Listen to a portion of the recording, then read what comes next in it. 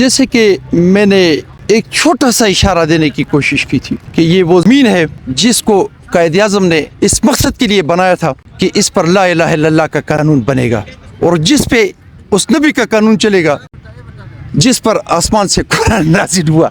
लेकिन यहाँ पर क्या हुआ, वो सामने सुप्रीम कोर्ट।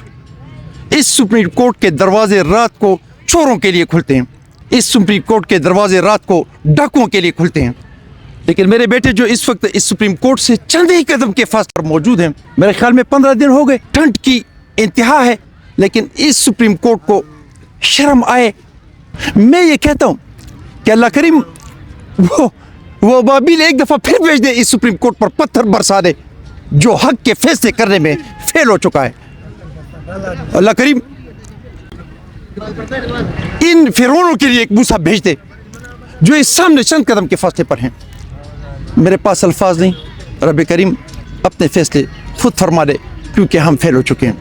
हम चीखते ही रहेंगे और ये लोग इसी तरह अपने बैंक बैलेंस भरते रहेंगे, लेकिन इनको किसी गरीब की परवाह नहीं। मेरे बेटों की लाशें आती रहेंगी, मेरे बच्चों का खून बहता रहेगा, लेकिन मजाल है कि इन लोगों को कोई शर्म आए। रब करीम ज़रे ज़रे चप्पे चप्पे की हिफाज़त फरमा। अस्सलाम वालेकुम व रहमतुल्लाहि व बरकातहू।